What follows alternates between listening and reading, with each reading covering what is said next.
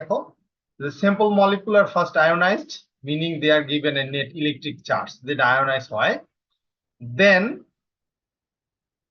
they are accelerated by an electric field. হ্যাঁ, electric field দিয়ে এগুলো accelerated হয়, which impart the same kinetic energy to all ions regardless of their mass. হ্যাঁ, এই কথাটা খুব ইম্পর্টেন্ট যে যখন আয়োনাইজ হয় তারপরে এগুলোতে কি করে এক ধরনের ইলেকট্রিক ফিল্ড দেয়, যে ইলেকট্রিক ফিল্ড কি করে সবগুলো আয়নের মধ্যে একই রকম কাইনেটিক এনার্জি ইম্পার্ট করে। তারপরে যেটা হয় যে এই কাইনেটিক এনার্জি নিয়ে এগুলা ওই যে ফিল্ড ফ্রি রিজিয়ন যেটা দিয়ে তোমার এই পাথটা দিয়ে ডিটেক্টর পর্যন্ত পৌঁছায় সেটার মধ্যে প্রবেশ করে। যেহেতু সবগুলার সেম কাইনেটিক এনার্জি থাকে, সুতরাং ছোটগুলার ভেলোসিটি বেশি থাকে দেন হেভিয়ার আয়ন, ফলে ছোটগুলা কি করে তাড়াতাড়ি তোমার ডিটেক্টরে পৌঁছায়। এবং ডিটেক্টরে পৌঁছানোর পর ডিটেক্টর কি করে, detector record the arrival time for the ions. হ্যাঁ, অর্থাৎ কোন আয়নটা কখন পৌঁছালো সেটা ডিটেক্টর তার একটা স্ক্রিনে তার একটা রেকর্ড আসলে দেয়। এবং যখনই ডিটেক্টর পর্যন্ত পৌঁছায় তখন সে কি করে, ওই যে আয়নগুলা দুইটা জিনিস এখানে তারা মেনশন করে যে কত মিনিট পরে কোন আয়নটা আসলো এবং কার মাস বাই চার্জ রেশিও কত, ওটা দেওয়ার পরে এখান থেকে আসলে কি করা যায় আয়নগুলাকে আইডেন্টিফাই করা যায় এবং একটা থেকে আরেকটাকে খুব সহজে ডিফারেন্সিয়েট করা যায়। তার মানে টাইম অফ ফ্লাইটে মূলত যে জিনিসটাকে এমফাসাইজ করা হয়েছে সেটা হলো যে এই আয়নগুলাকে তার এই ইলেকট্রিক ফিল্ডের মাধ্যমে যেতে কতক্ষণ সময় লাগে, দিস ইজ ভেরি ইম্পর্টেন্ট। যেটা বেশি সময় লাগছে সেটার মাঝ বেশি, যেটার তোমার খুব অল্প সময়ে পৌঁছে গেল সেটার মাঝ কম।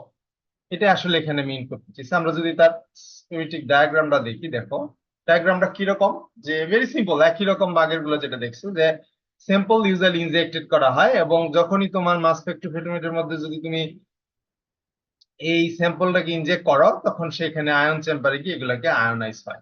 হ্যাঁ, আয়োনাইজ ইউজুয়ালি গ্যাসিয়াস ফেজে হয় এন্ড দেন সে কি করে তোমার ওই টিউবের মধ্যে দিয়ে প্রবেশ করে যেখান থেকে আলটিমেটলি ডিটেক্টরের দিকে যাবে।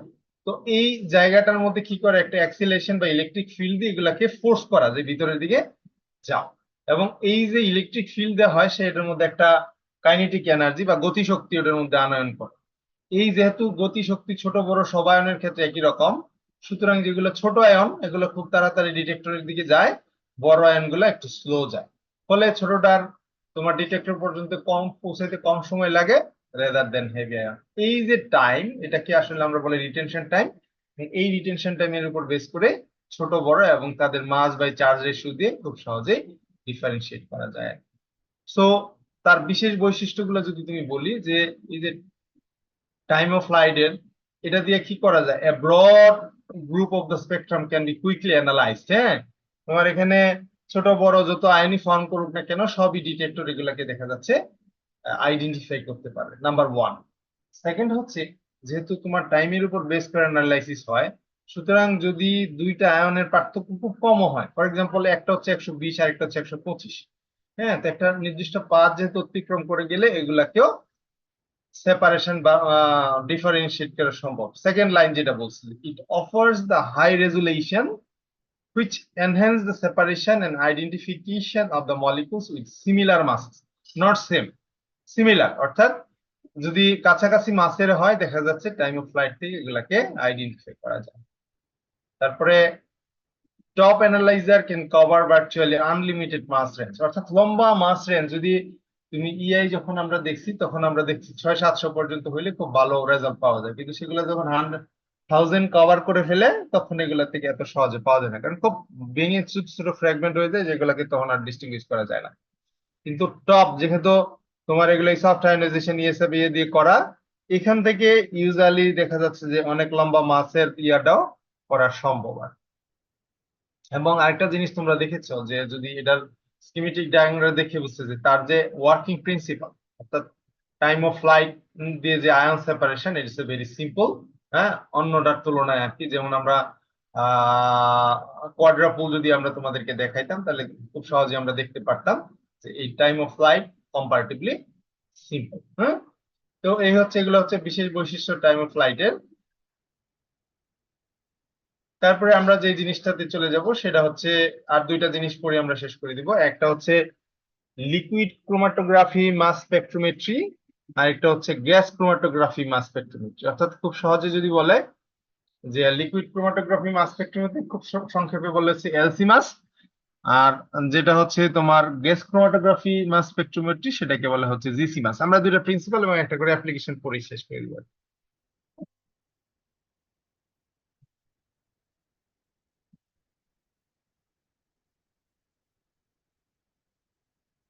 এখন আমরা যদি বেসিকটা চিন্তা করি, যে আমরা জানি ক্রোমাটোগ্রাফি কি, লিকুইড ক্রোমাটোগ্রাফি, মাস স্পেকট্রোমেট্রি কি জানি।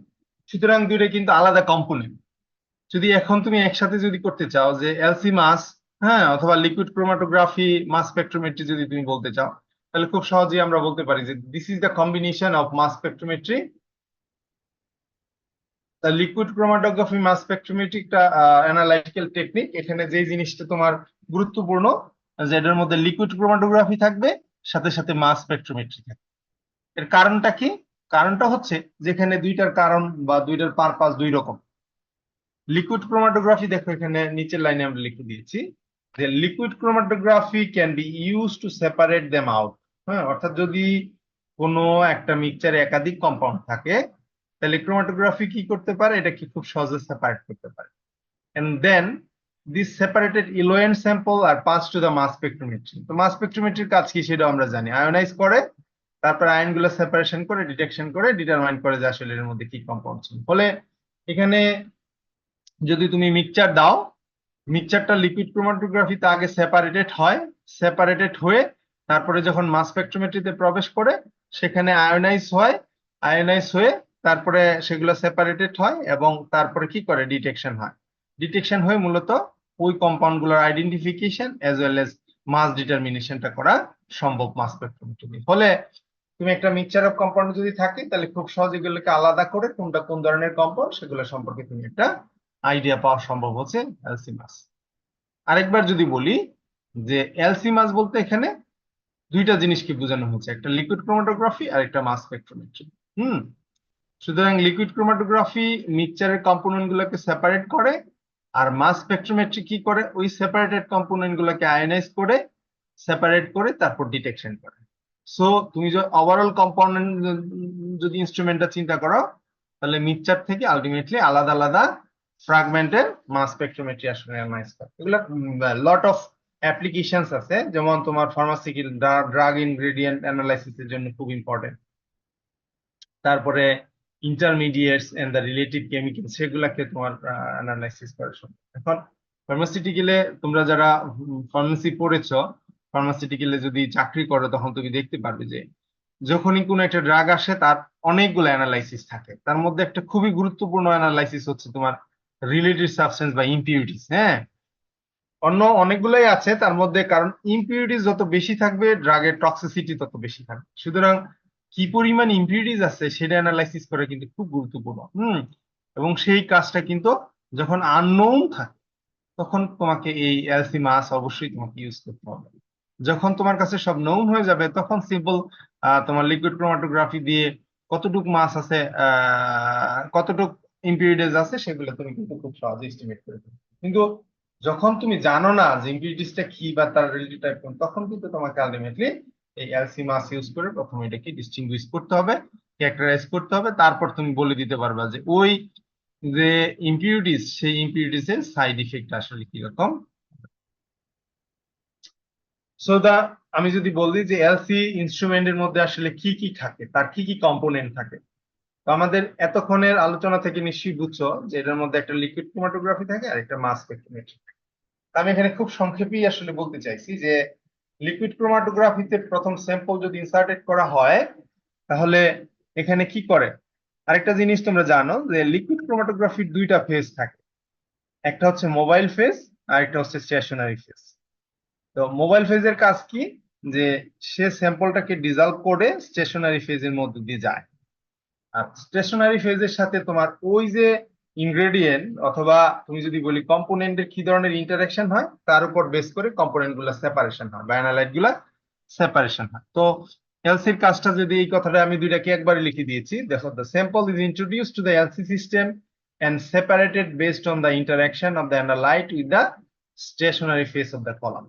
তার মানে পুরো লিকুইড ক্রোমাটোগ্রাফির মেইন কাজটাই হচ্ছে যে মিক্সচার যদি থাকে সেগুলোকে কমপ্লিটলি সেপারেট করা, হ্যাঁ, basis on the interaction of the analyte with the stationary phase, অথবা এলসির ক্ষেত্রে যেটাকে আমরা বলি হচ্ছে কলাম আর কি। অর্থাৎ এইচপিএলসি যদি তুমি চিন্তা করো সেক্ষেত্রে কলামটাই হচ্ছে সেখানে স্টেশনারি ফেজ। এখন যখন সেপারেটেড হয়ে যায় তখন কি করে, তোমার এখানে একটা ইন্টারফেস থাকে যে এই এলসি থেকে মাস স্পেকট্রোমেট্রিতে প্রবেশ করে। এখন যখন মাস স্পেকট্রোমেট্রিতে প্রবেশ করে তার প্রথম কাজ হচ্ছে আয়োনাইজেশন। সুতরাং আয়োনাইজেশনটা হচ্ছে মূলত আয়োনাইজেশন সোর্স দিয়ে করা হয় আর কি। তো দেখো এখানে the separated compounds eluted from the LC and enter into the ionization source। এবং তোমার লিকুইড ক্রোমাটোগ্রাফিতে ইউজুয়ালি সফট আয়োনাইজেশন টেকনিক, যেমন আমরা তোমাদেরকে পড়িয়েছি ইএসআই অথবা কেমিক্যাল আয়োনাইজেশন অথবা এপিসিআই, এই ধরনের আয়োনাইজেশন মেথড আসলে ইউজ করা হয়। যখনই আয়োনাইজ হয় তখন কি করে, ওই যে মাস সেপারেটর যে ইয়াটা আছে সে আলটিমেটলি এগুলোকে সেপারেশন করে, হ্যাঁ। ওই যে একটু আগে যেটা পড়াইলাম টাইম অফ টপ, না এটা হবে টপ, হ্যাঁ, পি না এটা এফ।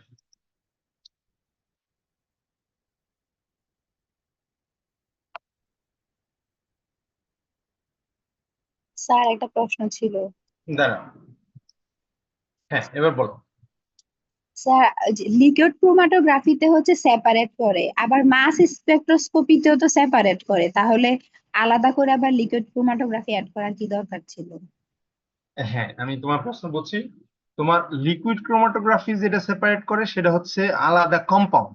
তুমি বুঝো, ধরো একটা মিক্সচারের মধ্যে তোমার এ এবং বি দুইটা আলাদা কম্পাউন্ড আছে, সেটাকে যদি তুমি লিকুইড ক্রোমাটোগ্রাফিতে দাও তাহলে এরা এ এবং বি তে আলাদা হবে। এখন এটা আলাদা হওয়ার পরে সে কি করলো, তোমার মাস স্পেকট্রোমেট্রিতে গেল। মাস স্পেকট্রোমেট্রিতে প্রবেশ কি হয়, এগুলো আয়োনাইজেশন হয়, ধরো এ প্লাস অথবা বি প্লাস। এখন এই যে এ প্লাস এবং বি প্লাস, আমি যখন তোমাদেরকে মাস স্পেকট্রোমেট্রির প্রিন্সিপাল পড়েছি তখন আমরা বলেছি তারপরে যখন এই যে আয়ন গুলা এগুলো খুব বেশি স্টেবল হয় না, ফলে এগুলো কি হয়, ফ্রাগমেন্টেশন হয়। ফ্রাগমেন্টেশন হলে এ বাইঙ্গা মনে করো এ প্রাইম, হ্যাঁ, প্লাস অথবা এ ডবল প্রাইম প্লাস এ ট্রিপল প্রাইম, অর্থাৎ অনেকগুলা ছোট ছোট ফ্র্যাগমেন্টে আলাদা হলো, হ্যাঁ। বিটাও কিন্তু এরকম করে অনেকগুলা ছোট ছোট ফ্র্যাগমেন্ট আলাদা। তাহলে মাস স্পেকট্রোমেট্রির কাজ হচ্ছে পরে যে ফ্র্যাগমেন্টেশন হয় সেগুলাকে আলাদা করা। আর লিকুইড ক্রোমাটোগ্রাফির কাজ হচ্ছে এ আর বি যে ব্রড দুইটা আলাদা কম্পাউন্ডের মিক্সচার ছিল সেগুলাকে আলাদা করা। আমার কথা কি বুঝতে পারছো? জি স্যার, বুঝতে হ্যাঁ, পেরেছি। জি স্যার, বুঝতে পেরেছি। এই যে তার মানে তোমার লিকুইড ক্রোমাটোগ্রাফি নিউট্রাল কম্পাউন্ড গুলাকে আলাদা করেছে, আর মাস স্পেকট্রোমেট্রি তোমার ওই যে আয়ন গুলাকে, অর্থাৎ বিভিন্ন সাইজের আয়ন বা বিভিন্ন মাসের যে আয়ন গুলাকে আসলে মূলত মাস স্পেকট্রোমেট্রি সেপারেশন করা হয়। আমরা একটু পরে তোমাদেরকে একটা এক্সাম্পল দেখাচ্ছি তখন তোমরা বুঝতে পারবে। সো এটার বেসিক প্রিন্সিপাল যদি আমি ছবিটা তোমাদেরকে দেখাই, দেখো যে লিকুইড ক্রোমাটোগ্রাফির যেটা তোমরা দেখেছো এইচপিএলসি, আমরা সব এখানেও কিছু আছে আমরা পড়বো, যে সলভেন্ট কি করে তোমার একটা এর দিয়ে প্রবেশ করতে থাকে আর কি। তো ওই যে এটার মধ্যে একটা পাম্প থাকে যেটাকে কি সলভেন্টটাকে তোমার কলামের মধ্যে দিয়ে পাস করে, এটা হচ্ছে তোমার লিকুইড ক্রোমাটোগ্রাফির একটা বড় বৈশিষ্ট্য। তখন ওই যে মোবাইল ফেজের মধ্যে আসলে স্যাম্পলটাকে ইনজেকশন করা হয়, তারপরে ধরো কলামের মধ্যে যখন যায় বিভিন্ন ধরনের কম্পোনেন্টের ইন্টারঅ্যাকশন কলামের সাথে ডিফারেন্ট, এবং সেই উপর বেস করে আলটিমেটলি তোমার কম্পোনেন্ট গুলোকে আলাদা হয়ে যায়। যখন আলাদা হয়ে যায় তারপরে এটা কি করে, মাস স্পেকট্রোমেট্রিতে প্রবেশ করে। প্রথম অংশটা হচ্ছে তোমার লিকুইড ক্রোমাটোগ্রাফি, দ্বিতীয়টা হচ্ছে মাস স্পেকট্রোমেট্রি। তো মাস স্পেকট্রোমেট্রির প্রথম স্টেপ হচ্ছে আয়ন সোর্স, যেখান থেকে এই কম্পাউন্ড গুলো আয়নে কনভার্ট হয়, দেন ফ্র্যাগমেন্টেশন হয়, ওই ফ্র্যাগমেন্ট গুলাকে আলাদা করে মাস অ্যানালাইজার, ওই সেপারেট যখন ডিটেক্টরে পৌঁছায় তখন এক একটা ইয়ের জন্য আলটিমেটলি দেখা যাচ্ছে যে তোমার এক একটা স্পেকট্রামে এক এক ধরনের পিক আসলে পাওয়া যায়। সুতরাং এটা হচ্ছে একটা ওভারভিউ, হ্যাঁ, ওভারভিউ অফ দ্য এলসি মাস, যেটার দুইটা অংশ থাকে, একটা হচ্ছে লিকুইড ক্রোমাটোগ্রাফি পার্ট আর একটা হচ্ছে তোমার মাস স্পেকট্রোমেট্রি পার্ট। এবং তোমাকে যদি পরীক্ষায় এরকম থাকে যে এলসি মাসের প্রিন্সিপাল তোমাকে বলো, কথা কিন্তু ভেরি সিমিলার। দেখো আমি তারপরে এই কথাগুলো এখানে লিখে দিচ্ছি যে কম্পোনেন্ট যখন পড়ছো তার কি ফাংশন সেটা আমি বলেছি, আবার আমি যখন বলছি যে এলসি আসলে কিভাবে কাজ করে তখন তোমাকে কিন্তু এই ছবিটা এঁকেই আলটিমেটলি এই কথাগুলো বলতে হবে যে LC marks work by first separating the simple components using liquid chromatography. The separated compound then enter into the mass spectrometer where they are converted into the ions. These ions are then separated based on the mass to charge ratio. Finally, detector counts the ions for each m by z below, producing the spectrum of or chromatogram. যেহেতু chromatography আছে আমরা বলছি spectrum or chromatogram that provide the information about the component present আর কি। তার মানে একই কথা যে এলসি থেকে সেপারেশন হয়ে তার মাসে যায়, মাসে গিয়ে আয়োনাইজ হয়, আয়োনাইসিসে এগুলো আয়নগুলো সেপারেশন হয়, তারপর ডিটেকশন করে এবং ডিটেক্টর বলে দেয় যে তার মাস বাই চার্জ রেশিও কত, সেটার উপর বেস করে মূলত একটা আননোন কম্পাউন্ড অথবা নোন কম্পাউন্ডকে তুমি আইডেন্টিফাই এবং তার ডিটারমিনেশন আসলে করতে পারো। দিস ভেরি ব্রিফলি তোমার এলসি মাস কিভাবে কাজ করে তার প্রিন্সিপালটা এখানে আসলে দেন। এখন ফার্মাসিউটিক্যালে এগুলার অ্যাপ্লিকেশনটা কি? তোমরা যেহেতু ফার্মাসিউটিক্যালে লট অফ অ্যাপ্লিকেশনস এগুলার আর কি। অ্যাপ্লিকেশন বলতে তোমার বিভিন্ন প্রোফাইলিং করা হয়, ইম্পিউরিটিজ একটু আগে আমরা যেটা বললাম, আমরা একটা স্পেসিফিক এক্সাম্পল আসলে দেখি। দেখো যে একটা স্পেসিফিক এক্সাম্পল যদি বলি যে ফেমোটিডিন একটা ট্যাবলেট, ফেমোটিডিন মূলত তোমরা জানো যে এটা আসলে একটা আলসারের ড্রাগস আর কি। তো এটাকে খুব সহজেই তোমার এলসি মাস দিয়ে এগুলাকে তার একটা প্রোফাইল তৈরি করা যায় আর কি। তো প্রথম যে ছবিটা তুমি দেখছো যে এটা মূলত একটা ফেমোটিডিন ট্যাবলেটের যে এক্সট্রাক্ট সেগুলা এই এলসি এমএসসি এর মধ্যে পাস করে। প্রথম যেটা হচ্ছে যে ক্রোমাটোগ্রাফি অংশ যদি তুমি দেখো যে এই যে বড় যে পিকটা সেটা হচ্ছে ফেমোটিডিন, অর্থাৎ তার মেজর অংশ ধরো 95-96% হচ্ছে তোমার ফেমোটিডিন। তারপরে দেখো তার পাশে একটা ছোট পিক আছে, হ্যাঁ, এটা মেজর ইম্পিউরিটিস, এটা তো কম্পাউন্ডই, তার মেজর ইম্পিউরিটিসটা সেটা হচ্ছে তার পিক। সুতরাং তুমি এই যে এলসি ক্রোমাটোগ্রামটা যদি তুমি দেখো তাহলে এখান থেকে কিন্তু তুমি একটা আইডিয়া পাইলা যে এই কম্পাউন্ড হচ্ছে মেজর কম্পাউন্ড, সাথে সাথে ছোট অনেকগুলা মাইনর পিক কিন্তু এখানে আছে, যেগুলা দিয়ে তুমি আলটিমেটলি কি কি ধরনের অন্য ইম্পিউরিটিস আছে সেটা সম্পর্কে একটা আইডিয়া তুমি পেতে পারো আর কি। এখন তারপরে যখন এই যে এই এলসি থেকে কম্পাউন্ডটাকে যখন তুমি মাস স্পেকট্রোমেট্রিতে প্রবেশ করে সেখানে গিয়ে যাওয়ার পরে তুমি আলটিমেটলি খুব সহজেই বুঝে যেতে পারো আর কি। যে আমরা যদি দেখি যে বাম পাশের যেটুকু অংশ, হ্যাঁ, যে ফেমোটিডিনের মলিকুলার ওয়েট হচ্ছে তোমার 337.1, কিন্তু এগুলাতে যেহেতু তোমার ওই যে কেমিক্যাল আয়োনাইজেশন অথবা আয়োনাইজেশন এগুলো নরমালি মলিকুলার ওয়েট +1, হ্যাঁ, পিক পাওয়া যায় আর কি। তার মানে 338.1 যখন তার ফ্র্যাগমেন্টেশন খুব বেশি হয় নাই। তো এটা তার ফ্র্যাগমেন্টেশন ছাড়া মলিকুলার আয়ন পিক হচ্ছে 338.1। তারপর যখন এটাকে ফ্র্যাগমেন্টেশন করা হলো, দেখো 338.1 আছে, 259, 189, তারপর 155, তারপর আরো ছোট ছোট কিছু পিক আছে, তবে এগুলো হচ্ছে এই তিনটা পিক হচ্ছে প্রমিনেন্ট, হ্যাঁ। এবং আরেকটা পিক যেটা দেখা গেল সেটা হচ্ছে তোমার 350। খেয়াল করে দেখো তাহলে 338 থেকে 350 মানে কি, তার ডিগ্রেডেন্ট আরেকটা ডিগ্রেডেন্ট অথবা তোমার একটা ইম্পিউরিটিস আছে যেটা মলিকুলার রয়েছে 350, হ্যাঁ। তার মানে কি তোমার মলিকুল যেটা তোমার এক্সিস্টিং মলিকুল সেটা থেকে আরো 12 এএমইউ বা অ্যাটমিক মাস ইউনিট বেশি, হ্যাঁ, বা তার মাস তার থেকে 12 বেশি। সুতরাং সেটা কি হইতে পারে? এখন তোমার প্রথম কনসেপ্ট যেটা এখান থেকে পরিষ্কার, তুমি এলসি থেকে যেটা তুমি দেখেছ যে মেজর কম্পাউন্ডের সাথে একটা ইম্পিউরিটিস আছে, মেজর ইম্পিউরিটিস আরো আছে কিছু ছোট ছোট ইম্পিউরিটিস, সেগুলোর কোয়ান্টিটি খুব কম। এখন এটা দেখো যে এই ফেমোটিডিনের যে রিটেনশন টাইম তার থেকে মেজর ইম্পিউরিটিস এর রিটেনশন টাইমও বেশি, ফলে এখান থেকে বোঝাই যায় যে তোমার যে ইম্পিউরিটিসটা আছে সেটার মলিকুলার ওয়েট এটা থেকে বেশি, এবং মাস স্পেকট্রোমেট্রি কইলো যে বেশি এবং সেটা ভেরি স্পেসিফিকলি সে বললো যে এটা হচ্ছে 12 বেশি। তখন তুমি ওখান থেকে আলটিমেটলি মলিকুলার স্ট্রাকচার সম্পর্কে একটা আইডিয়া পাইতে পারো 12। এখন নিচে দেখো যে আরেকটা জিনিস যে তোমার ফ্র্যাগমেন্টেশন দেখে তুমি আন্দাজ করতে পারো যে এটার যে বেস পিক সেটা হচ্ছে 189, এবং দ্বিতীয়টারও একই বেস পিক না হলেও এটার মধ্যেও কিন্তু একটা পিক আছে 189। তার মানে কি এই অংশটুক এই ফ্র্যাগমেন্টটুক দুইটা মলিকুলের মধ্যে কমন। দেখো এই যে সালফারের বামের অংশটুকের যে মলিকুলার ওয়েট সেটা হচ্ছে তোমার 189, তার মানে এই অংশটুক এই ইম্পিউরিটিজ এর মধ্যেও আছে, তবে বাকি যে অংশটুক আছে সেটার মধ্যে আরো 12 বেশি আছে, হ্যাঁ। সুতরাং ওখান থেকে যে স্ট্রাকচারটা দেখো যে এনে যে দুটো NH2 গ্রুপ ছিল, এই দুটো মাঝখানে একটা CH2 গ্রুপ কানেক্ট করে দিয়ে এরকম যে এটা কত হয় 14, কিন্তু তোমার 12 তো বেশি, কিন্তু কানেক্ট করতে গিয়া এই যে NH2 থেকে একটা করে নাইট্রোজেন আসলে কমে, যে হাইড্রোজেন কমে গিয়ে 2 কমে 14 আসলে বাড়লো আর কি। সুতরাং ওভারঅল যদি তুমি এখন এটার মলিকুলার ওয়েট ক্যালকুলেট করো, তাহলে দেখছো যে এটার মলিকুলার ওয়েট আসলে 350। ফলে তুমি খুব সহজেই কিন্তু যে এই যে ফেমোটিডিন ট্যাবলেট, তার এক্সট্রাক্ট থেকে তার কি ধরনের ইম্পিউরিটিজ আছে এবং সেই ইম্পিউরিটিজের কন্টেন্ট কেমন, দুইটা জিনিসই কিন্তু তুমি এখান থেকে বের করে ফেলতে পারো। প্রথমটা বের করলা যে পরিমাণ কেমন আছে, তারপরে ওই ইম্পিউরিটিজ এর মলিকুলার ওয়েট কত, সেটা কিন্তু তোমার মাস স্পেকট্রোমেট্রি দিয়ে আলটিমেটলি অ্যানালাইজ করা যাবে। এখন অপশন কিন্তু তোমার জন্য দুইটাই আছে, তুমি ক্রোমাটোগ্রাফিক স্পেকট্রাম দেখতেও পারো, নাও দেখতে পারো, অথবা তোমার ক্রোমাটোগ্রাফিটাও দেখলাম, পাশাপাশি তোমার মাস স্পেকট্রোমেট্রি দেখে কিন্তু খুব সহজে তুমি ডিফারেন্সিয়েট করে ফেলতে পারো। এই এক্সাম্পলটা কি তোমরা বুঝতে পেরেছো কিনা? হুম। স্যার এটা বুঝেছি, কিন্তু ইম্পিউরিটিস এর ওয়েট তো কমও হতে পারে, মানে এখানে কমও যেমন হইতে পারে, 200। হইতে তো অবশ্যই এখন পারে, কমও হইতে পারে। শোনো, আরেকটা জিনিস তোমাদেরকে বলি যে এখন এক সময় ড্রাগ মেইনলি পাওয়া যাইতো হচ্ছে তোমার নেচার থেকে, হ্যাঁ। এখন most of the drug are obtain from the laboratory, হ্যাঁ, অর্থাৎ সিনথেটিক কম্পাউন্ড। ফলে এখানে কিন্তু তোমার বিভিন্ন ভাবে বিভিন্ন ভাবে ইম্পিউরিটিজ আছে। একটা হচ্ছে তোমার বাই প্রোডাক্ট রিয়েকশন যখন করে, যখন বাই প্রোডাক্ট গুলা হয় তখন তার মলিকুলার ওয়েট কিন্তু কম বেশি সবই হইতে পারে।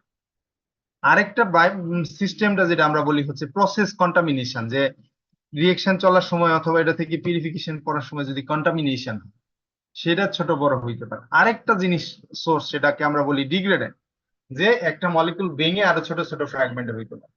যদি তোমার ওই ফ্র্যাগমেন্টেশন হয়ে যায় অথবা ডিগ্রেডেশন হয়ে যায়, তখন ইউজুয়ালি ছোট হতে পারে, হ্যাঁ। কিন্তু অন্য ক্ষেত্রে ছোট বড় দুইটা হওয়ারই অপশন আছে, যদি তোমার অন্য কোনো প্রশ্ন থাকে। স্যার এইখানে তো স্যার আমরা আসলে এক্স্যাক্টলি অ্যান্সার দেওয়া আছে, সাপোজ 12 মলিকুলার অ্যাটমিক ওয়েট বেশি আছে, 328 থেকে 350, সেই হিসেবে ইম্পিউরিটিস এর ওয়েটটা এরকম হবে, সেই হিসেবে হুম। অ্যান্সারে এনএইচ, আর এনএইচটা স্যার একটা বন্ধনে আবদ্ধ আছে, এটা বলা আছে স্যার। যখন বলা না থাকবে তখন স্যার এটা আইডেন্টিফিকেশন করা যে ইম্পিউরিটিসটা আসলে কোন জায়গায় আছে বা কিভাবে আছে, এটা কি স্যার খুব ডিফিকাল্ট একটা টাস্ক না? ডেফিনেটলি ডিফিকাল্ট কাজ, না হলে ইজি হইলে তো তোমাকে এই এই LCMS GCMS এগুলো মোটামুটি মডার্ন টেকনিক, হ্যাঁ। এখন মাস স্পেকট্রাম যদি বলি আমরা, তাহলে মাস স্পেকট্রোমেট্রির কাজ আসলে কি? কাজটা হচ্ছে যে একটা বড় মলিকুল ভেঙে তার ছোট ছোট ফ্র্যাগমেন্ট করা, ওই ফ্র্যাগমেন্ট গুলাকে যোগ করে মলিকুলের ওভারঅল একটা স্ট্রাকচার সম্পর্কে দেয়া। তুমি আমার কথা বুঝতে পারছো? হুম। জি স্যার, বুঝতে পারছি। এখন এগুলা কিন্তু এই যে আহ, তুমি প্রথমটার মাস স্পেকট্রোমেট্রি দিয়ে তার ফেমোটিডিনের স্ট্রাকচার সাথে যখন মাস অ্যানালাইসিস করছো, তখন তুমি কিন্তু এটা বুঝে গেছো যে এটা হচ্ছে ফেমোটিডিন, তাই না?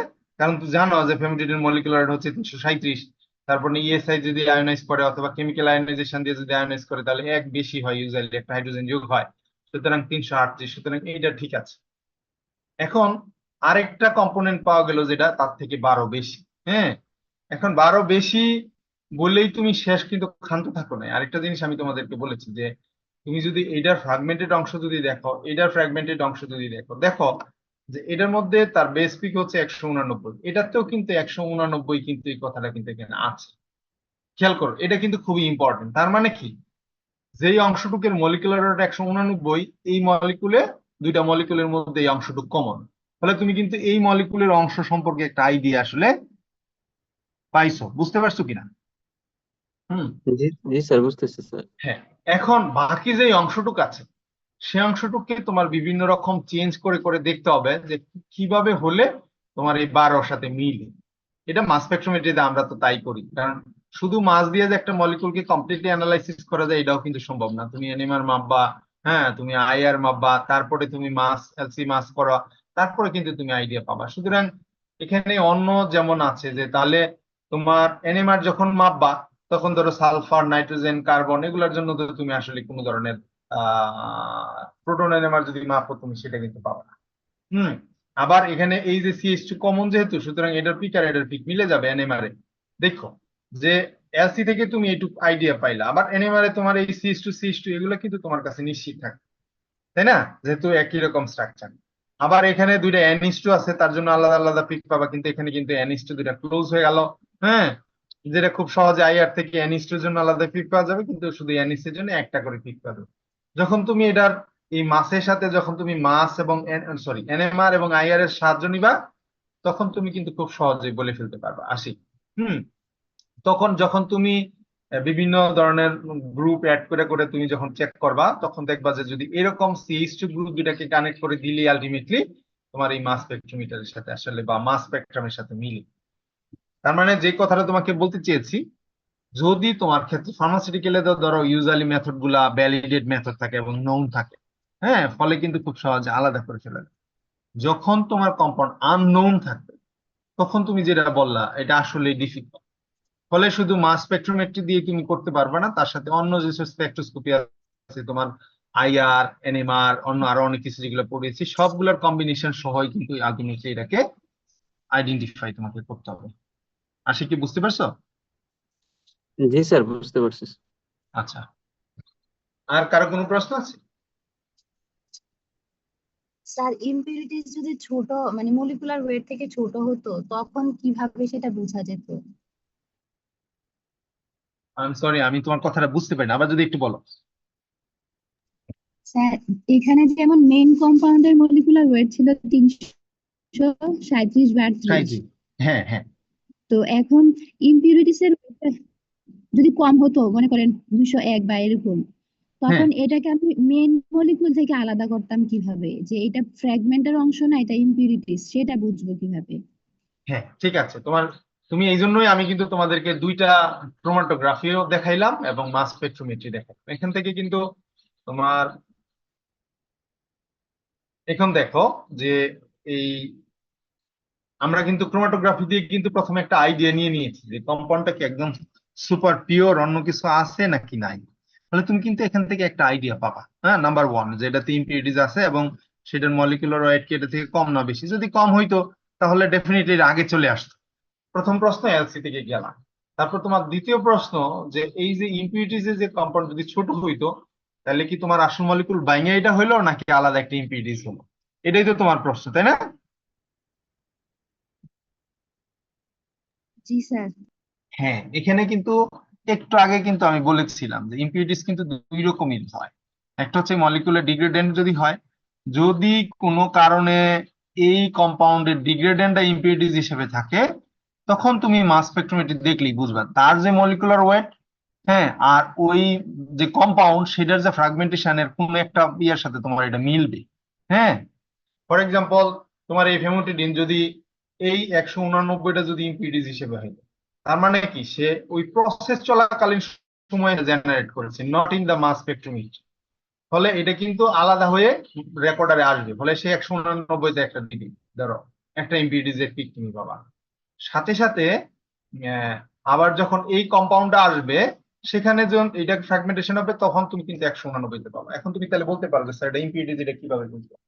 ইম্পিউরিটিস বুঝার সিস্টেমটা হচ্ছে এই যে মাস ইয়া যখন আমরা মাপি, ধরো টাইম অফ ফ্লাইট আমরা যেটা তোমাদেরকে পড়াইলাম, যে ধরো বড় কম্পাউন্ডার এটা চলে আসলো ধরো 5 থেকে 6 মিনিটের মধ্যে, ওই সময়কার মাস স্পেকট্রোমেট্রি যদি তুমি দেখো বা মাস স্পেকট্রাম, তখন তুমি মেইন কম্পাউন্ডের স্পেকট্রামটা পাবা। আর ধরো ইম্পিউরিটিসটা তার আগেই চলে আসলো ধরো 3 থেকে 4, ফর এক্সাম্পল, আমার টাইমটা স্পেসিফিক না, আমি জাস্ট এক্সাম্পল, তখন কিন্তু যদি ওই টাইমের স্পেকট্রামটা যদি তুমি দেখো, তখন কিন্তু ওখানে তোমার ইম্পিউরিটিস স্পেকট্রামটা পাবা। যেহেতু তুমি মাস স্পেকট্রোমিটার কখনো দেখো নাই বা ইউজ করো নাই, ওখানে কিন্তু ইয়ে করা যায় যে তোমার 3 মিনিটের মধ্যে কতটুকু আসছিল তোমার ডিটেক্টরে, 5 মিনিটের মধ্যে কতটুকু আসছিল, 7 মিনিটের মধ্যে, ওই টাইম গুলা ধরে ধরে কিন্তু আলটিমেটলি সেপারেট করা যায়, হ্যাঁ, ওই স্পেকট্রাম থেকে। হ্যাঁ, জি স্যার, বুঝতে এখন পারছো আমার বুঝছি। কথা? জি হ্যাঁ, জি। জি স্যার। এগুলা যদি ধরো ইনস্ট্রুমেন্ট কখনো ইউজ করলে দেখবা যে তোমাদের কাছে আমি যে কথাগুলো বলছি এগুলো একদম ক্লিয়ার হয়ে যাবে। কিন্তু একদম ডিরেক্টলি এখনো তোমরা ইনস্ট্রুমেন্ট ডিল করো নাই, ফলে এখন মনে হবে যে অনেকটা ভুতুরে টাইপ কথাবার্তা কি, কিন্তু এখন তো সবই বই পড়া। কখনোই যদি তুমি ইনস্ট্রুমেন্ট ইউজ করো, তখন আমার কথাগুলো মিলিয়ে দেখবা, আশা করি তখন বুঝতে পারবা যে না দেখো কত সহজেই জিনিসগুলোকে করো। তো ঠিক আছে, তো আমরা এলসি মাস সম্পর্কে একটা আইডিয়া আসলে পাইলাম। আমি একদম খুব ব্রিফলি তোমাদেরকে জাস্ট ইন্ট্রোডিউস করে দেওয়া, হ্যাঁ, কারণ চ্যাপ্টার যে বড় তাও কত কিছু পড়াই নেই। তারপরে লাস্ট যে টপিকটা আমরা যেটা পড়ছি সেটা হচ্ছে তোমার গ্যাস ক্রোমাটোগ্রাফি মাস স্পেকট্রোমেট্রি। হ্যাঁ, আগেরটা ছিল লিকুইড ক্রোমাটোগ্রাফি, এবারটা আসতো গ্যাস ক্রোমাটোগ্রাফি। তার মানে তফাৎটা কোথায়? যে শুধু ক্রোমাটোগ্রাফির অংশটুকে, একটাতে ছিল লিকুইড আর একটাতে হচ্ছে গ্যাস। মানে জিসি গ্যাস ক্রোমাটোগ্রাফিটা মূলত হচ্ছে তোমার গ্যাস ক্রোমাটোগ্রাফি আর মাস স্পেকট্রোমেট্রির একটা কম্বিনেশন। হুম, তাহলে আমি কম্পোনেন্ট গুলো একটু বলতে চাইছি এই কারণে, নাহলে গ্যাস ক্রোমাটোগ্রাফি আর লিকুইড ক্রোমাটোগ্রাফির মধ্যে তফাৎটা তোমাদের জন্য বোঝা কঠিন। যে লিকুইড ক্রোমাটোগ্রাফিতে মোবাইল ফেজ থাকে হচ্ছে লিকুইড, বিভিন্ন ধরনের অর্গানিক সলভেন্ট অথবা বাফার এগুলা থাকে। আর গ্যাস ক্রোমাটোগ্রাফিতে পার্থক্যটা হচ্ছে যে কেরিয়ার বা মোবাইল ফেজটা থাকে গ্যাস। হ্যাঁ, বিভিন্ন ধরনের নিউট্রাল গ্যাস বা ইনার্ট গ্যাস, যেমন তোমার হিলিয়াম, নাইট্রোজেন, আর্গন, এগুলো থাকলে তো কেরিয়ার গ্যাস ট্রান্সপোর্ট জিসিসি। তারপরে এই যে গ্যাসের মধ্যে আমরা এইচপিএলসি তে দেখিয়েছিলাম যে একটা ইনজেক্টর থাকে যেগুলাকে স্যাম্পলটাকে কি করে, ওই ইনজেক্ট করে টু দা কেরিয়ার গ্যাস। তবে ইনজেকশনের আগে যেহেতু গ্যাস ক্রোমাটোগ্রাফি, স্যাম্পলটাকে আসলে ভ্যাপোরাইজ করে দিতে হয়। হ্যাঁ, এটাই তফাৎ লিকুইড ক্রোমাটোগ্রাফিতে। লিকুইড গ্রাফির মোবাইল ফেজটা হচ্ছে লিকুইড, ফলে তুমি লিকুইড বা সলিউশনটাকে দিতে পারো এজ এ স্যাম্পল। আর গ্যাস ক্রোমাটোগ্রাফির মোবাইল ফেজটা হচ্ছে গ্যাস, সুতরাং তোমার স্যাম্পলটাকে ভ্যাপোরাইজ করে আসলে এখানে ইনজেক্ট করতে হয়। সেকেন্ড হচ্ছে ধরো এইচপিএলসির মতো তারও একটা কলাম থাকে বা লিকুইড ক্রোমাটোগ্রাফির মধ্যে, তবে গ্যাস ক্রোমাটোগ্রাফির কলাম গুলা খুবই ন্যারো এবং চিকন তারের মতো থাকে। হ্যাঁ, the long narrow tube containing stationary phase that separates the sample component as they travel through। তারপরে তোমার জিসি ওভেন থাকে মূলত, যেটার মধ্যে এই টেম্পারেচারটাকে আসলে কন্ট্রোল করা হয় যাতে গ্যাসটা কন্টিনিউ হয়। তারপরে যেটা হয় যে জিসি ওভেন থেকে ফাইনালি এই যে গ্যাস ক্রোমাটোগ্রাফিতে সেপারেশন হওয়ার পরে চলে যাচ্ছে মাস স্পেকট্রোমেট্রি। মাস স্পেকট্রোমেট্রি কি তোমরা জানো, ion source, mass analyser and detector, যেটা আমরা আগে ক্লাসে পড়েছি। So this is an overall symmetric diagram. যে দেখো যে এখানে মূলত মোবাইল ফেজটা গ্যাস, সুতরাং একটা সিলিন্ডার আসলে এখানে ছবিতে দেখানো হয়েছে এবং সেখানে একটা স্যাম্পল ইনজেকশন করা হয় এবং এই স্যাম্পলটা মূলত গ্যাসিয়াস ফর্মে থাকে। তারপরে যে পেছানো দেখতেছো এটা হচ্ছে তোমার জিসির কলাম। তারপর থেকে যখনই জিসি থেকে সেপারেশন হয়, এখানে আয়ন সোর্সে যায় এবং সেখান থেকে আয়নাইজেশন হয়ে তারপরে এই যে মাস অ্যানালাইজারের মাঝখানে যাওয়ার সময় এগুলা পাস যখন হয় তখন এগুলা সেপারেটেড হয়ে আলটিমেটলি ওই যে দেখো উপরে একটা ক্রোমাটোগ্রাফ তার M/Z রেশিও অনুসারে দেখা যাচ্ছে যে খুব সহজে আলাদা হয়ে যায়। তার মানে এলসি মাস এবং জিসি মাসের মধ্যে তফাৎ একটাই, একটা হচ্ছে লিকুইড ক্রোমাটোগ্রাফি ইনভলভ আর একটা হচ্ছে গ্যাস ক্রোমাটোগ্রাফি ইনভলভ, আর কোনো তফাৎ আসলে নাই। এখন তফাৎ নাই কথাটা যে আমরা বলছি তার উপর বেস করে কিন্তু অনেক কিছুই আবার ডিফারেন্ট হয়। আমরা একটু পরে আমি একটু ওভারঅল যখন বলবো তখন এই কথাটা বলবো। এখন আমরা এই জিসির একটা অ্যাপ্লিকেশন আমি তোমাদেরকে দেখাতে চাই, যে জিসি দিয়েও এরকম অনেক কিছুই অ্যানালাইসিস করা যায়, যেমন ইম্পিউরিটিস প্রোফাইল করা যায়, প্রোটিন অ্যানালাইসিস করা যায়, এনভায়রনমেন্টালি করা যায়। তার আগে জিসির প্রিন্সিপালটা যদি আমি দেখি, জিসি প্রিন্সিপালটা তোমার এই এলসির এমএস এর মতোই, যে এখানে শুধু একটা কথা দেখো যে মিক্সচার ইজ ইনজেক্টেড। হ্যাঁ, মিক্সচারটা ইনজেক্টেড করে এবং সেটাকে ভ্যাপোরাইজ করতে হবে। আগেরটা যেমন লিকুইড ছিল, হ্যাঁ, এটা কিন্তু ভ্যাপোরাইজড হইতে হবে and swept by the carrier gas through the column. Components separate based on their differing interaction with the stationary phase and their respective boiling point. আছে পয়েন্ট যেটা যত বেশি সেটা ভ্যাপোরাইজ হইতে সময় বেশি লাগে, তাই না? ফলে তার বেশি লাগে, আর যেটা যত পয়েন্ট আমার ওই এটা তত তাড়াতাড়ি সেপারেট। এখন জিসিতে যখন মাস স্পেকট্রোমেট্রিতে প্রবেশ করবে এবং সেখানে হয় যে ওই যে চার্জ বাই রেশিও সেইভাবে আসলে অ্যানালাইজ হয়। এখন জিসি যেটা করে আমরা দেখে থাকবে যে জিসি, এনআইআর, হ্যাঁ, অথবা এলসি, এগুলার কিন্তু ফার্মাসিউটিক্যাল একটা বিরাট লাইব্রেরি থাকে। লাইব্রেরি মানে কি, যে তোমার এই স্পেকট্রাম গুলো অলরেডি মেশিনের মধ্যে থাকে, হ্যাঁ, আগে থেকে রেকর্ড করা বা একসাথে প্রিজার্ভ করা থাকে। তো এখন যখনই তুমি একটা স্পেকট্রাম পাবা তখন ওই এক্সিস্টিং স্পেকট্রাম কোনটার সাথে মিলে, হ্যাঁ, নন কম্পাউন্ডের স্পেকট্রাম তুমি থাকলো ফর এক্সাম্পল, আমরা একটু পরে তোমাদের দেখাচ্ছি, ওই নন কম্পাউন্ডের স্পেকট্রামের সাথে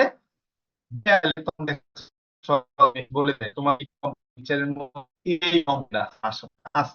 হ্যাঁ, তো এই ক্ষেত্রে জিসি পিএলসি এবং ইয়েতে এগুলোতে দেখা যাচ্ছে যে ফার্মাসিউটিক্যাল গুলো একটা লাইব্রেরি ইউজ, অর্থাৎ একদম নোন কম্পাউন্ড স্পেসের সাথে তুলনা করে আননোন গুলাকে তখন খুব সহজে আইডেন্টিফাই করে। যদি ধরো লাইব্রেরিতে না থাকে তখন তোমাকে লট অফ স্পেকট্রোস্কোপিক কম্বিনেশনে তোমাকে এটাকে আইডেন্টিফাই করতে হবে। ধরো আমরা একটা স্পেসিফিক এক্সাম্পল আমরা যদি দেখি যে জিসি মাস দিয়ে আসলে কি করা হয়। আমি তোমাদেরকে এখানে একটা এক্সাম্পল হিসেবে দেখিয়েছি, যেমন জিসি মাছ দিয়ে তোমার পেপারমিন্ট অয়েল। পেপারমিন্ট অয়েল তো বুঝছো, পেপারমিন্টটা হচ্ছে তোমার ওই যে পুদিনা পাতার তেল আর কি। হ্যাঁ, পুদিনা পাতা কোনগুলো, এগুলো তো তোমরা চেনো। পুদিনা পাতার মেইন দুইটা কম্পোনেন্ট থাকে, একটা হচ্ছে মেনথল, ওই যে আমরা কিছু মিন্ট চকলেট খাই না, হ্যাঁ, অথবা ঠান্ডা লাগলে কিন্তু মেনথল একটা ওষুধ হিসেবে দেওয়া হয় আর কি, ঠান্ডা বা ইয়েতে। তো এই মেনথল আর তার করেসপন্ডিং যে কিটুন সেটা হচ্ছে ম্যানথুন। ম্যানথুন, হ্যাঁ, এই দুইটাই হচ্ছে তার মেজর কম্পোনেন্ট আসলে পাওয়া যায়।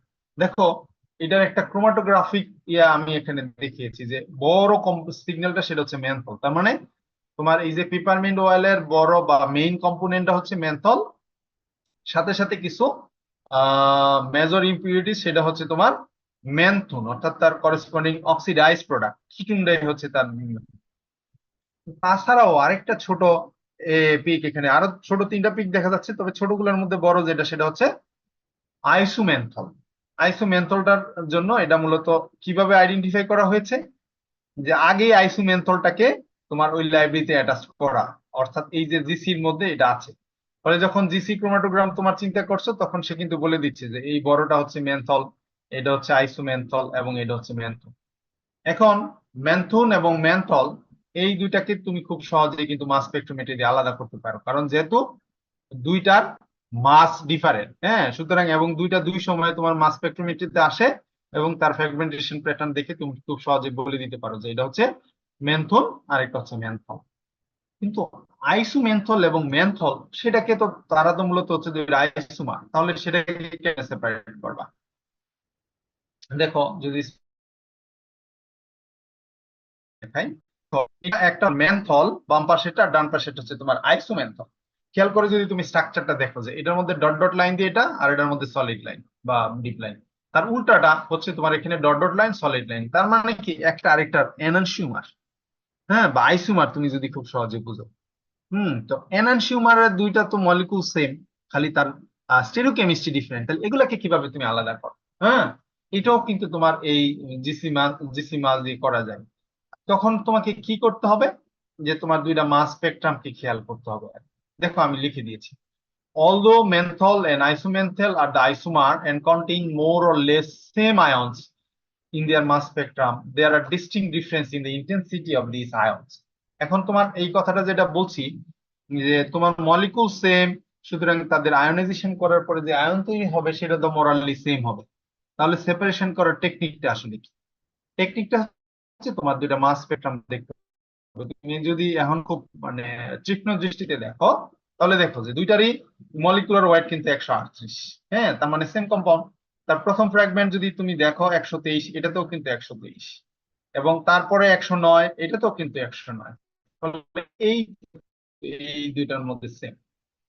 তারপরে দেখো আরেকটা আসছে 95, এটাতেও 95, ফলে এটাও কিন্তু সেম। ফলে এই চারটা কিন্তু তোমাকে কিন্তু কোনো ডিফারেন্স করার মতো তোমাকে কিন্তু কোনো ইনফরমেশন দিবে না। তারপরে আবার খেয়াল করে একটু দেখো যে একটার মধ্যে 81 আর এটা হচ্ছে 71, এখানেও আছে 81 এবং 71। তফাৎটা কোথায়? তোমার মেনথলের মধ্যে 81টা হচ্ছে তোমার মেজর পিক বা বেস পিক, কিন্তু আইসোমেনথলের মধ্যে 71টা হচ্ছে বেস পিক। সুতরাং এই যে ডিফারেন্স, হ্যাঁ, তোমার এই দুইটা আলাদা স্পেকট্রাম কিন্তু তোমার মেশিনের মধ্যে আছে, যে যদি মেনথল হয় তাহলে বেস পিক হবে 91, আর যদি আইসোমেনথল হয় তখন তার বেস পিক হবে 71। তখন মেশিন কিন্তু তোমাকে খুব সহজেই তার লাইব্রেরিতে এক্সিস্টিং যে স্পেকট্রাম তার সাথে তুলনা করে তোমাকে বলে দিচ্ছে যে এই যে আগে যেটা আসছে সেটা হচ্ছে আইসোমেনথল, হ্যাঁ, দ্বিতীয়টা যার কারণ সে খেয়াল করে দেখছে যে তার এই যে ইন্টেন্স পিক যেটা অথবা বেস পিক যেটা সেটা হচ্ছে 71-এ আছে। দ্বিতীয় যেটা আসছে বড় পিক সেটা হচ্ছে তোমার 81 তার বেস পিক এবং সেটা হচ্ছে মেনথল। এখন আবার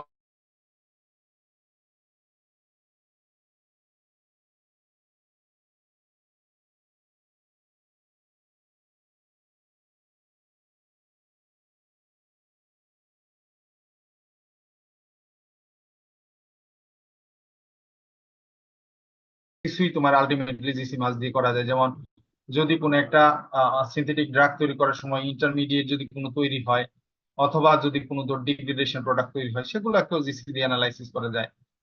তারপরে বিভিন্ন বায়োলজিক্যাল স্যাম্পল মানে যেটা মিন করে, যেমন একটা মানুষকে একটা ড্রাগ খাওয়ানোর পরে তার প্লাজমাটা নিয়ে আসলে তার মধ্যে ড্রাগের কনসেন্ট্রেশন কেমন, সেগুলোকে অ্যানালাইসিস করার জন্য তোমার এই জিসি খুব ইউজফুল একটা মেথড।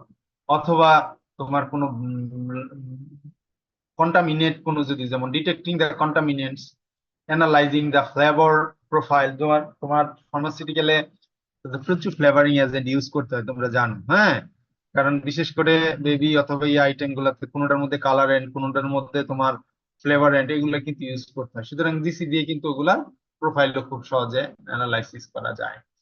তারপরে ফুড সেফটির জন্য কি ধরনের কন্টামিনেন্ট আছে, যেগুলা আমাদের এখন একটা বড় হেডেক হয়ে গেছে, যে ফুডে আমরা কেমিক্যাল ইউজ করে এটার কোয়ালিটি এনহেন্স করার চেষ্টা করে, এগুলার ফুড অ্যাডাল্টারেশন হয়। সুতরাং কি ধরনের অ্যাডাল্টারেন্ট বা কি ধরনের ইম্পিউরিটিজ ইউজ করা হয়, সেগুলো কিন্তু তোমার জিসি দিয়ে অ্যানালাইসিস করার সুযোগ আছে। আমি খুব বেসিক একটা এক্সাম্পল তোমাদেরকে দেখিয়ে দিলাম, যে তোমার পিপারমিন্ট থেকে কিভাবে তার আইসোমেন্থল এবং মেন্থলটাকে আলাদা করা যায় তোমার জিসি। সুতরাং এই চ্যাপ্টার আমার এই পর্যন্ত আমি পড়াতে চাই আর কি। আর যদি তোমার জিসি সম্পর্কে কারো কোনো কোয়েরি থাকে আমাকে জিজ্ঞেস করতে পারো, জিসি মাস সম্পর্কে।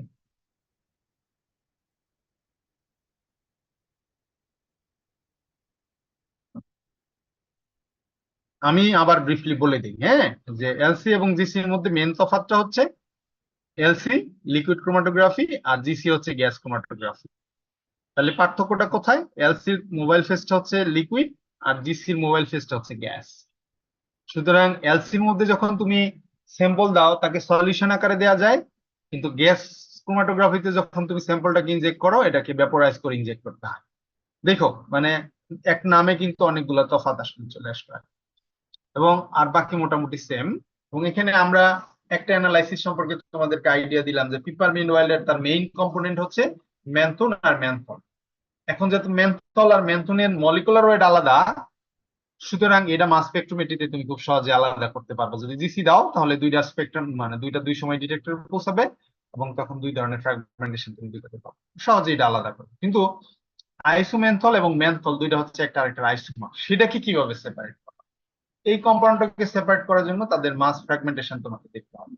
দেখে তাদের যে ফ্র্যাগমেন্টেশন প্যাটার্ন থাকে সেটা এখানে তোমার যে লাইব্রেরি থাকে যে ইয়েতে, অর্থাৎ তার ফ্র্যাগমেন্টেশন প্যাটার্নের যে সিগন্যাল গুলো পাওয়া যায় সেগুলোর ইন্টেন্সিটি দেখে লাইব্রেরির সাথে আলাদা মানে কম্পেয়ার করে খুব সহজে তোমার আইসোমেন্থল এবং মেন্থলটাকে আলাদা করা সম্ভব। হ্যাঁ, এবং লট অফ কম্পাউন্ড যেগুলা তোমার ইউজুয়াল ড্রাগ, তোমার যে কোম্পানিগুলো যে ধরনের ড্রাগ ম্যানুফ্যাকচার করে, তাদের দেখা যাচ্ছে ওই ড্রাগ এবং রিলেটিভ সাবস্টেন্স এরকম লাইব্রেরি মোটামুটি থাকে। হ্যাঁ, তো ওই লাইব্রেরির সাথে কম্পেয়ার করে আলটিমেটলি খুব সহজেই বলে দিতে পারে। এখন কিন্তু তোমার আরো অনেক ইনস্ট্রুমেন্ট চলে আসতেছে। হ্যাঁ, ফুল ইউনিট কোর্স হলে তো আর একটু মজা করে পড়ানো যায়, একটু ডিটেলস একদমই 50 মার্কসের কোর্সে কতক্ষণ পড়াবো সেটা একটা ব্যাপার, কিন্তু কোর্স কিন্তু খুব ইন্টারেস্টিং আর কি। ফার্মাতে যারা ইমপ্ল্যান্ট ট্রেনিং করে আসছো, হ্যাঁ, তারা তো দেখে আসছো যে তারা খুব মডার্ন ইনস্ট্রুমেন্ট আসলে ইউজ করে। যখন যেটা আসতেছে তখনই দেখা যাচ্ছে এগুলো আসলে ফার্মাগুলো যেহেতু প্রাইভেট কোম্পানিও কিন্তু এগুলো নিয়ে আসতেছে এবং সেগুলো অ্যানালাইজিং কাজে আসলে ইউজ করতেছে। এক সময় আমরা যখন স্টুডেন্ট ছিলাম তখন একটা ফার্মাতে দুইটা এরকম করে স্পেলসি থাকে, তখন খুবই ধরো কত সালে 2005-6 সালের দিকে দেখতাম যে একটা কোম্পানিতে গেলে এই দুইটা চারটা করে ইয়ে আছে। আমি বেশ কয়েকটা কোম্পানিতে যাওয়ার সুযোগ হয়েছে। এখন এক একটা ইয়েতে যেও বড় বড় রিনোন কোম্পানিতে ওদের কি পরিমাণ ইনস্ট্রুমেন্ট যে ওদের আছে, এবং সব মডার্ন ইনস্ট্রুমেন্ট কিন্তু এখন ওরা ইউজ করে। যাক, তোমাদের কারো কোনো প্রশ্ন আছে বা কোনো জিজ্ঞেস করার কিছু আছে? স্যার আমি একটা কম্পাউন্ডের সাপোজ করতে চাচ্ছি, কেমিক্যাল কনস্টিটিউয়েন্ট জানতে চাচ্ছি, তখন সেই ক্ষেত্রে জিসি এমএস করলে যে রেজাল্ট পাবো আর এলসিএমএস করলে কি স্যার একই রেজাল্ট পাবো? এখন তোমারটা ডিপেন্ড করে, তুমি একটা কম্পাউন্ড হইলে প্রথমে তুমি এটা দিয়ে কি জিসি করবা না এলসি করবা। হ্যাঁ, এনে স্যাম্পলের টাইপের উপর ডিপেন্ড করে। যদি তোমার স্যাম্পলের মলিকুলার ওয়েট অনেক বেশি হয় এবং সেখানে যদি এটাকে ভেপোরাইজ করা কঠিন হয়ে যায় তাহলে তুমি জিসি মাস ইউজই করতে পারবে না। তখন তোমাকে সলিউশন হিসেবে ওই এলসি মাস ইউজ করতে হবে। কিন্তু যদি এমন হয় কোনো কম্পাউন্ড যে হাইলি ভোলাটাইল, হ্যাঁ, এই কম্পাউন্ড যদি তুমি এলসি তে দাও সলিউশন থেকে দেখা যাচ্ছে যেটা বেরিয়ে গেল, তখন তুমি ভোলাটাইল কম্পাউন্ডের জন্য ইয়ে করবে না। কিন্তু দেখা যাচ্ছে যে কম্পাউন্ড এলসি তে দাও আমার সেটা জিসি তে অ্যানালাইসিস খুব কমই হয়। অর্থাৎ depending on the type of the compound তুমি যদি অ্যানালাইসিস করতে চাও, যদি নন ভোলাটাইল, সলিড এবং হাই মলিকুলার ওয়েট হয় তাহলে এলসি হচ্ছে তার জন্য পারফেক্ট মেথড। যদি কম্পাউন্ড লো মলিকুলার ওয়েট হাইলি ভোলাটাইল হয় তখন তুমি এলসি তে ভালো রেজাল্ট পাবে না, তখন তোমার জিসি ইউজ করতে হবে। এখন তুমি কোন ধরনের স্যাম্পল অ্যানালাইসিস করবা সেটার উপর বেস করে তোমাকে মেথড চয়েস করতে হবে। ফলে অনেক সময় এক স্যাম্পল দুইটা দিয়ে অ্যানালাইসিস করা সম্ভব না। আশিক, যদি বুঝে থাকো আর কি। হ্যাঁ, জি স্যার, বুঝতে পারছি। যদি তোমার কোনো একটা কম্পাউন্ড দুইটার জন্য ফিজিবল হয় তাহলে অ্যানালাইসিস করলে একই ধরনের রেজাল্ট পাওয়ার কথা। কিন্তু এমন অধিকাংশ ক্ষেত্রে যেটা হয় যে একটা স্যাম্পল দুইটা মেথডে অ্যানালাইসিস করাই যায় না।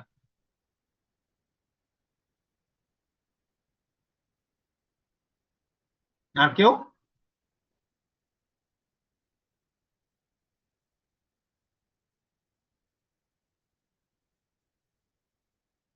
তো ঠিক আছে, আমি আশিক তোমাকে এই সাইটগুলো দিয়ে দিব না, তাহলে তোমরা পড়ো। পড়ার পরে যদি কোনো প্রশ্ন থাকে নেক্সট ক্লাস আমাকে জিজ্ঞেস করতে পারো। ঠিক আছে? ঠিক আছে স্যার। হ্যাঁ, ওকে, তাহলে আমি শেষ করে দিলাম।